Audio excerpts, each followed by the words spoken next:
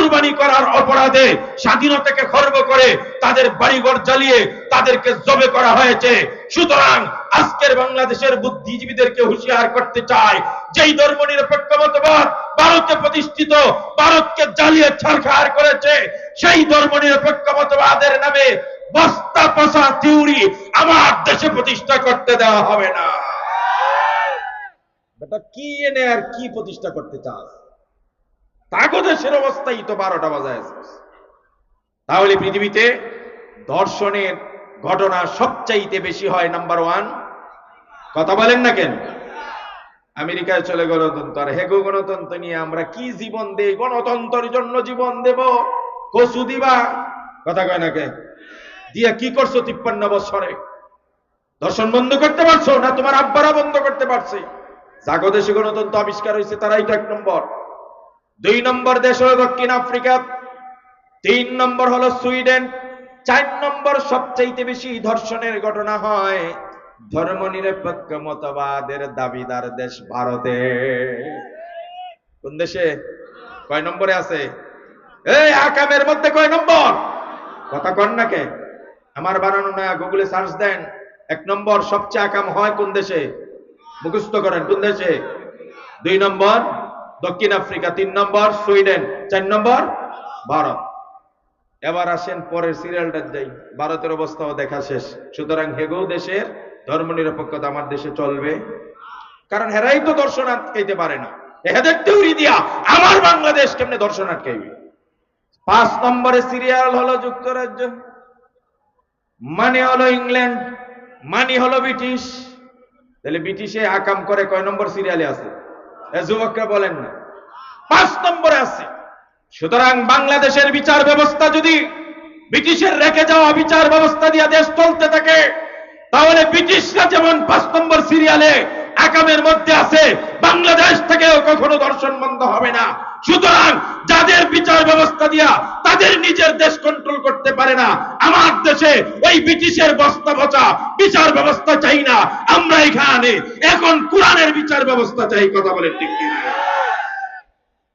তাহলে আকামে 5 নম্বর কে? England, British. 6 নম্বর হলো German, 7 নম্বর France, 8 নম্বর হলো কানাডা। কানাডায় অনেকে কে বাড়িঘর করতেছে না? যাও বাস খাইবা। কথা কয় নাকি? এই অনেকে বাড়িঘর করছে না। 8 নম্বরের সিরিয়ালে আকামের মধ্যে আছে কোন দেশ? কানাডা। 9 নম্বর সিরিয়াল হলো শ্রীলঙ্কা, 10 নম্বর হলো ইথিওপিয়া। এই 10টা দেশ যদি আপনি ভালো করে গবেষণা করেন, ইনশাআল্লাহ 10টা দেশের মধ্যে কোনোটাতেই মুসলিম সংখ্যাগরিষ্ঠ নাই, আবার কোনোটাতেই কোরআন দিয়া দেশ চলে না। কথা বলেন ঠিক কিনা? এবার আপনারা বলবেন যে হুজুর ঠিক আছে, আমরা গণতন্ত্র দিয়ে দেশ চালাবো না, কারণ এরা নিজেদের দেশকেই কন্ট্রোল করতে পারছে না। আমরা ধর্মনিরপেক্ষ মতবাদ বা কমিউনিজম দিয়ে চালাবো না, নিজেদেরই কন্ট্রোল করতে পারছে না। আমরা সোশ্যালিজম দিয়ে চালাবো না, ব্রিটিশের বিচার ব্যবস্থা দিয়ে দেশ চালাবো না, আমরা কোরআন দিয়ে চালাবো। কোরআন দিয়ে চালালে পরে আপনার দেশে আমার দেশের চুরি আর ধর্ষণ বন্ধ হবে কিনা এটার একটা উদাহরণ নেন। পৃথিবীতে যত দেশে ধর্ষণ হয় আপনি যদি খোঁজ নিয়ে দেখেন, তাহলে সবচাইতে কম ধর্ষণের ঘটনা হয় আরব কান্ট্রিগুলোতে, যেইগুলাতে কোরআন 100% প্রতিষ্ঠিত না, কোরআনের আইন 100% প্রতিষ্ঠিত না। তবে অনেক আইন কোরআনের প্রতিষ্ঠিত থাকার কারণে আল্লাহর রহমতে আরব দেশগুলোতে সবচাইতে ধর্ষণের ঘটনা কম হয়। আমরাও এটা বুক ফুলিয়ে বলতে পারি, বাংলার জমিনে যদি কোরআনের আইন দ্বারা দেশ আর শাসন ব্যবস্থা চালানো হয়, তাহলে সবচাইতে ধর্ষণের ঘটনা আমার দেশ হবে। কথা বলেন ঠিক কিনা? সুপ্রিয় ভাইয়েরা আমার, এই যে আমার জমিনে আমার দেশের মধ্যে যত দিন যাচ্ছে দুর্নীতি বাড়ছে, আপনারা তো সব দেখলেন, সব থিওরি দেখা শেষ। আমরা দুর্নীতি বন্ধ করতে পারেন নাই। আমরা অতীতে দেখেছি দুর্নীতি বন্ধ করার জন্য দুর্নীতি দমন কমিশন করেছে। ওমা, দুর্নীতি দমন কমিশন নিজেই দুর্নীতিগ্রস্ত হয়ে যায়। কথা বলেন না? ক্ষেত রক্ষা করার জন্য বেড়া দিল, বেড়াই ক্ষেত খাওয়া শুরু করে দেয়। এখন যারা দিছিল দমন করতে, তারা যখন দুর্নীতিগ্রস্ত হয়ে যায় তাদের বিরুদ্ধে আবার তদন্ত কমিটি হয়। কথা কয় না আপনারা? এখন এই তদন্ত কমিটির কাজ ছিল দুর্নীতি দমন কমিশনে কারা দুর্নীতিগ্রস্ত এদেরকে বাছাই করা। হেতিরা চিন্তা করলো আমরা যেমন আকাম, আমরা যেমন আমরা দুর্নীতিগ্রস্ত, তোরাও ভালো মানুষ কোথায়, সব সুরে সুরে মাসাত্ত ভাই আর 4 সুরে হালি আর 1 সুরে বিয়ে করে, কথা কয় না, আরেক সুরের শালি, চুরে চুরে মশাত্ত ভাই আর 4 চুরে কি হালি আর 1 চুরে বিয়ে করে। সব চুরেরা দুর্নীতি বন্ধ করবে না, সবাই দুর্নীতির পক্ষে, মদের পক্ষে, উল্টা পাল্টা কাজের পক্ষে, কারণ সব সুরে সুরে মশাত্ত ভাই, কথা বলেন না। এবার ওই দুর্নীতি দমন কমিশনের দুর্নীতি যারা তদন্ত করবে এদেরকে পুটলা ধরায় দেয়, কথা কইস না, রিপোর্ট দেয়া দেয় আমাকে পক্ষে, হ্যাঁ রিপোর্ট দেয়া দেয়, কয় না আমরা কোনো কিছু পাই নাই, বেকসুর খালাস, কথা কয় না। কিয়ামত পর্যন্ত দুর্নীতি দমন কমিশন হবে, তাদের দুর্নীতি ধরতে আবার তদন্ত কমিটি হবে, আবার সাব কমিটি হবে, আবার কমিটি হবে, কমিটির পর কমিটি হবে। তবে বাংলার জমিন থেকে যতদিন কোরআনের আইন প্রতিষ্ঠিত না হবে, খোদার কসম দুর্নীতি, চুরি আর বাটপারি কখনো বন্ধ হবে না, কথা বলে ঠিক কিনা? তাহলে আমাকে যদি বলেন যে হুজুর তাহলে কেমনে দুর্নীতি কম হবে, কেমনে বন্ধ হবে চুরি, কেমনে বন্ধ হবে ডাকাতি, আমি বলবো কোরআনের আইন সবগুলা নয়, সবগুলা নয়। বর্তমান কেয়ারটেকার সরকার বলি আর অন্তর্বর্তীকালীন সরকার বলি, ডক্টর মোহাম্মদ ইউনূস সাহেবকে বলবো, আপনি যদি দুর্নীতি বন্ধ করার একটা মডেল দেখে যেতে চান তাহলে একটা টেস্ট পরীক্ষা করেন।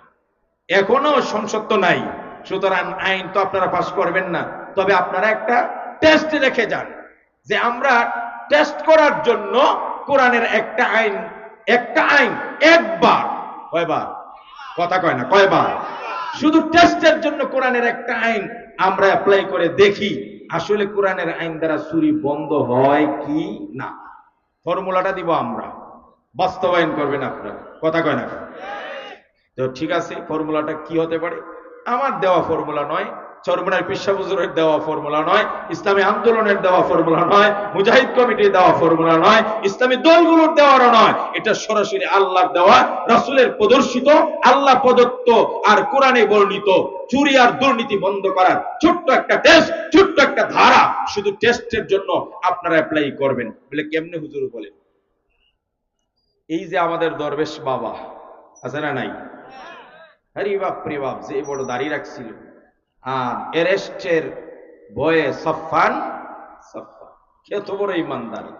হে বেটা, আমরা তো বিশ্বাস নি মান্ডে, আমার মামুনুল হক, আমার আলেমুল আমাদেরকে তো দিনের পর দিন আয়না করে নিয়েছেন, কষ্টের পর কষ্ট দিয়েছেন, নির্যাতনের পর নির্যাতন দিয়েছেন। তাকরা একটা যুবক আলেমকে হুইল চেয়ারে বসাতে বাধ্য করেছেন, ডান্ডা বেরি পড়িয়েছেন, কত নির্যাতন দিয়েছে, কিন্তু কোনদিন আপনাদের মন গড়া থিওরির সপক্ষে কথা বলে নাই। আগে যেমন বলেছে শিরকের বিরুদ্ধে, আগে যেমন বলেছে ভাস্কর্যের বিরুদ্ধে, আগে যেমন বলেছে মুদির বিরুদ্ধে, যত নির্যাতন বাড়ছে তত বেশি আরো ইমান তাজা হয়েছে, কোনদিন আপোষ করে নাই। দাড়ি কামাবে দূরের কথা, কথা বলে ঠিক কিনা?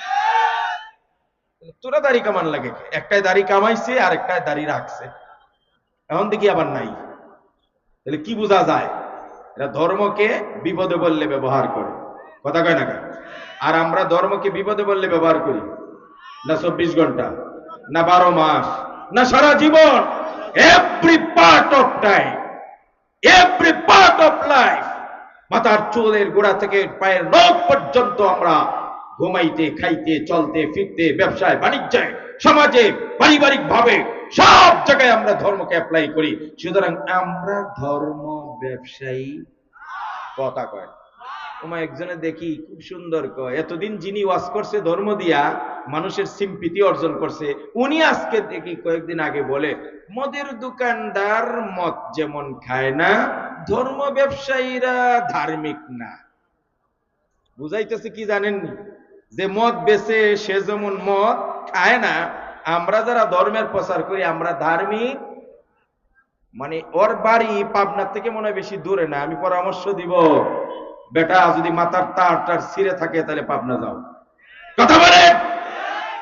আমরা ধর্ম ব্যবসায়ী নয়, আমরা ধার্মিক। আমরা ধর্ম নিয়ে রাজনীতি করি না, বরং আমরা ধর্মীয় রাজনীতি করি, কথা বলে ঠিক কিনা? তফাৎ বুঝতে হবে। সুপ্রিয় ভাইয়েরা আমার, কি বলছিলাম মনে আছে তো? দুর্নীতি বন্ধ করার জন্য কোরআনের একটা ধারা, একটা আইনকে টেস্ট স্বরূপ ডাক্তার ইউনূস সাহেব আপনি অ্যাপ্লাই করবেন। হুজুর কিভাবে বলেন? আমরা বলি কোরআনের আইনটা আগে সবাই শুনেন, মনোযোগ দিয়ে শুনেন। আল্লাহ রাব্বুল আলামিন বলেন, আস-সারিকু ওয়াস-সারিকাতু ফাকতাউ আইদিয়াহুমা জাযাআম বিমা কাসাবা নাকালাম মিনাল্লাহ। আল্লাহ পাক বলেন, কেউ যদি চুর হয় অথবা চুন্নি হয়, নারী হোক পুরুষ হোক, বেগম পাড়ায় বাণী বানাক আর সাহেব পাড়ায় বানাক, দেখছেন নি? কোরআন উল্লেখ করে দিয়েছে, কারণ সাহেব পাড়ায় যেমন বাড়ি বানাইতে পারে রাষ্ট্রের টাকা চুরি করে, বেগম পাড়ায়ও তো বাড়ি বানাইতে পারে রাষ্ট্রের টাকা চুরি করে। এই জন্য আল্লাহ দুইজনের কথা উল্লেখ করে বলেছেন, যেই মানুষটা চুরি করবে সে পুরুষ হোক অথবা মহিলা হোক, যদি প্রমাণিত হয় তাহলে চুরের বিচার কি? আল্লাহ বলেন, আদালতে মামলা দায়ের করবা, সেখানে দিনের পর দিন শুনানি হবে, এরপরে মামু খালু আর টেলিফোন দিয়ে সব খালাস হয়ে যাবে এমন নয়। আল্লাহ বলেন, কোনো মামলা নাই, কোনো শুনানি নাই, কোনো কিছুই নাই, প্রমাণ যখন হয়ে যাবে সোজা দুইটা হাত কেটে দাও। কথা বলে ঠিক কিনা? কোরআনের বিচার চুরি আর দুর্নীতি প্রমাণিত হলে কি করতে হবে? কথা কয় না? আর জোরে কোন কি করতে হবে? এখন আমি শুনেছি, আপনারাও দেখেছেন, দরবেশ সাহেবের নামে যে উনি নাকি 4000 কোটি টাকার উপরে নয়সয় করছে। শুনছেন নি? দেখছেন নি ব্যাপারে? আমরা জানি না। যদি সত্যি হয়, যদি সত্যি হয়, প্রমাণিত হয়, তাহলে ডক্টর ইউনূস সাহেবকে বলবো, গণতন্ত্রের বিচারও তো দেখছেন, ব্রিটিশদের বিচার ব্যবস্থাও দেখছেন, ধর্মনিরপেক্ষ মতবাদ দেখাও শেষ, সোশ্যালিজম দেখা শেষ, কমিউনিজম দেখা শেষ, সব তন্ত্রমন্ত্র শেষ। এবার কোরআনের ওই আইনটা ফলো করেন, বাস্তবায়ন করার জন্য সোহরাওয়ার্দী উদ্যানে বিশাল বড় একটা মঞ্চ কায়েম করেন, ঢাকার মানুষকে সরাসরি দেখার জন্য উদ্বুদ্ধ করেন। আর বাকি যারা গাজীপুর সহ বাকি 63টা জেলার মানুষ যারা ঢাকা যেতে পারবে না, এদেরকে স্যাটেলাইটের মাধ্যমে, সোশ্যাল মিডিয়া, ইলেকট্রিক, প্রিন্টিং সব মিডিয়ার মাধ্যমে লাইভ সম্প্রচার করেন। আর ডক্টর ইউনূস সাহেব ঘোষণা করেন, আগামী শুক্রবার অথবা শনিবার সকাল 10 ঘটিকার সময় কোরআনের আইন দ্বারা টেস্ট স্বরূপ একটা সুরের, একটা দুর্নীতিবাজের বিচার করা হবে। এই কথা বলে সবাই যার যার কাজ বাদ দিয়ে লাইভ অনুষ্ঠানের মাধ্যমে ওই সুরের বিচারটা দেখবেন। এটা হলো কোরআনের ধারা। এবার তাকে মঞ্চ উপর উঠাইয়া কেন্দ্রীয় জেলখানা থেকে 2টা জল্লাদ আনবেন, দুইটারে 2 হাতে 2টা বড় দা দিবেন, এবং ওই দুর্নীতিগ্রস্ত কোন দরবেশকে বলবেন, তুমি হাত প্রসারিত করো, 2 দিক থেকে 2 জনে 2টা কোপ মারবে, 2 হাত নাই।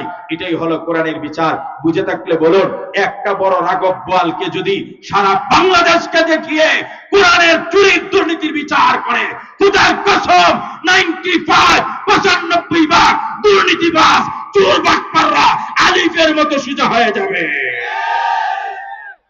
বিকল্প নাই, বিকল্প নাই। কেমনে সোজা হবে? এই হাত কাটা সুর যদি গাজীপুরের চৌরাস্তায় আসে যে আমি মেয়র প্রার্থী হইছি, আমারে ভোট দাও, দিবেন না? মা কথা কয় না কেন? তো দিমু যে আপনার হাত কই? কথা কয় না। আচ্ছা, আপনারা ভোট দিব, আপনার হাত কোথায়? হাত কেটে ফেলছে। কেন কাটছে? তাহাজ্জুদ নামাজ পড়ার অপরাধে। কথা কয় না কেন? তাহাজ্জুদ পড়ার অপরাধে? তখন কবে না আমি 4000 কোটি টাকা দুর্নীতি করছিলাম। বাটপার কোথাকার, 4000 টাকা দুর্নীতি করে হাত কাটছে তোর, তুই আবার আইসস আবার ভোট চাইতে। এর মানে কি তুই এখন 12,000 চুরি করবে নাকি? বাঘ এখান থেকে। একটা লোককে যদি হাত কাটতে পারতেন ডক্টর ইউনূস সাহেব, তাহলে 95 ভাগ চুরি, ডাকাতি, সুদখোর, ঘুষখোর আলিফের মতো সোজা হয়ে যাবে। কথা বলে ঠিক কিনা? ওর জীবনে তার সামাজিক মর্যাদা থাকবে না, যেখানেই যাইবে খালি কইবে হাত কাটা চুরাইছে।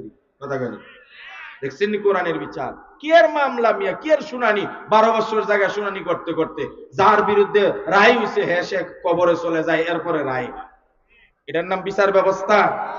কোরআনের একটা বিচার করেন, একটা বিচার। এই জন্য আল্লাহ রাব্বুল আলামিন বলেন, সব দেখা শেষ তো, এবার যাদেরকে পাঠাইবেন, এবার যাদেরকে নির্বাচিত করবেন, এরা যদি এই চেয়ারে বসে তাহলে এরা কাজ করবে কয়টা? সবাই বলেন কয়টা?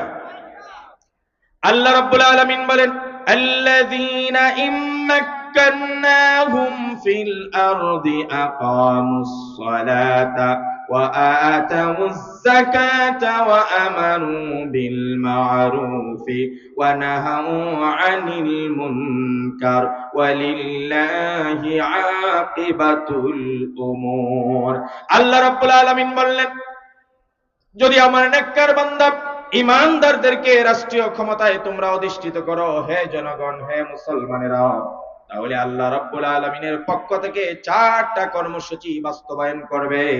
নাম্বার 1, ভালো করে খেয়াল করে দেখেন, 1 নম্বর কর্মসূচি, নেতার দায়িত্ব 1 নম্বরটা হলো গোটা বাংলাদেশ, গোটা দেশের যারা মুসলমান নরনারী আছে, প্রাপ্তবয়স্ক পুরুষ আর প্রাপ্তবয়স্ক নারী, সবার জন্য নামাজ বাধ্যতামূলক ভাবে কায়েম করবে। কথা বলে ঠিক না মুসলমান? তাহলে যার দায়িত্ব নামাজ কায়েম করা, আমি মেম্বার হব, আমার দায়িত্ব কি? ওয়ার্ডের সবাইকে কি করা? নামাজ প্রতিষ্ঠিত করা, কায়েম করা, নামাজ বাধ্যতামূলক করা। এখন আমি মেম্বার যদি নিজেই, বাকিটা আপনারা করেন না, নিজেই যদি নামাজ না পড়ি, তাহলে আমি নামাজ প্রতিষ্ঠা করব? তাহলে মাথা ঠিক থাকলে আগের থেকেই যার দ্বারা নামাজ প্রতিষ্ঠা করা সম্ভব হবে হেতিরই আমরা আগে বাড়াই। কথা কয় না, সব কথাকে আমি গিলাই দিব, বুঝাই দিব। আল্লাহ বলছেন নেতার দায়িত্ব, যারা রাষ্ট্রীয় ক্ষমতায় চেয়ার পাবে তাদের 4টা দায়িত্ব হবে। নাম্বার 1, নামাজ প্রতিষ্ঠিত করবে। 2 নম্বর, যাকাত আদায় করবে। 3 নম্বর, সৎ কাজের আদেশ দিবে, অন্যায় দেখলে বাধা প্রদান করবে। এই 4টা কাজকে যদি বিশ্লেষণ করে আপনাদেরকে বুঝাইতে পারতাম, তাহলে আপনারা বুঝতেন ইসলাম রাষ্ট্রীয় ক্ষমতায় যাওয়াটা কতটা দরকার, আপনারা বুঝতেন কোরআনের আইন প্রতিষ্ঠা হওয়া কতটা দরকার। শুধু একটা কথা বলি, আল্লাহ বলছেন নামাজ কায়েম করবে, নামাজ পড়ার কথা নয়, কায়েম করার কথা। হুজুর, নামাজ কায়েম হলে কি হবে? নামাজ যদি কায়েম হয়ে যায়, তাহলে আমরা বিক্ষিপ্তভাবে কয়েকজন মানুষ যেমন মসজিদে নামাজ পড়ি, এটার নামই শুধু নামাজ কায়েম নয়। নামাজ যদি কায়েম হয়ে যেত, তাহলে চৌরাস্তার এই মসজিদের গল্লির চতুর্পাশে যত দোকান থাকতো, আজান পড়ার সাথে সাথে কাউকেই দোকান খুলতে দেওয়া হতো না। কথা বলেন ঠিক না? যদি নামাজ এই দেশে প্রতিষ্ঠিত হয়ে যায়, তাহলে আমাদের প্রত্যেকটা ফাঁড়ি অথবা প্রত্যেকটা থানা যে আছে, সবগুলো থানার মধ্যে নামাজ যদি প্রতিষ্ঠিত হতো, তাহলে ইমাম সাহেব কে হতো? আজকে ইমাম সাহেব নেয় মাদ্রাসা থেকে আলেমদেরকে।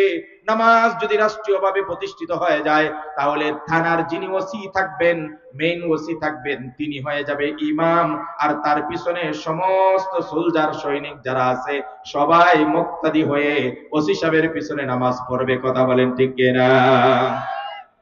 কথা বুঝো না? পরে গিয়ে বুঝাইবে না মানুষরে, কেমনে দাওয়াত দিবাই মিয়া? কথা তোমাদেরকে শিখাচ্ছি আমি। নামাজ প্রতিষ্ঠিত হওয়া যায় যদি হয়ে যায় রাষ্ট্রীয়ভাবে, তাহলে এসপি সাহেব নিজে ইমাম হয়ে তার অফিসে ইমামতি করবে। এসপি সাহেবের পিছনে সমস্ত কর্মকর্তা কর্মচারী মুক্তাদি হয়ে নামাজ পড়বে। রাষ্ট্রীয়ভাবে যদি নামাজ প্রতিষ্ঠিত হয়ে যায়, ডিসি সাহেব নিজেই ইমাম হয়ে যাবেন, ডিসি সাহেবের পিছনে সমস্ত কর্মকর্তা কর্মচারীরা নামাজে দাঁড়িয়ে যাবে।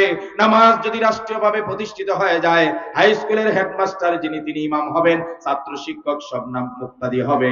নামাজ যদি প্রতিষ্ঠিত হয়ে যায়, ভাইস চ্যান্সেলরের পিছনে ভার্সিটি আর বিশ্ববিদ্যালয়ের সব ছাত্র শিক্ষক নামাজে দাঁড়িয়ে যাবে। খুদার কসম, যেই ভার্সিটিতে ভাইস চ্যান্সেলর হবে ইমাম, বাকিরা হবে মুক্তাদি, ওই বিশ্ববিদ্যালয়ে বেহায়াপনা, বেলাল্লাপনা আর অস্ত্রের জঞ্জনানি হবে না।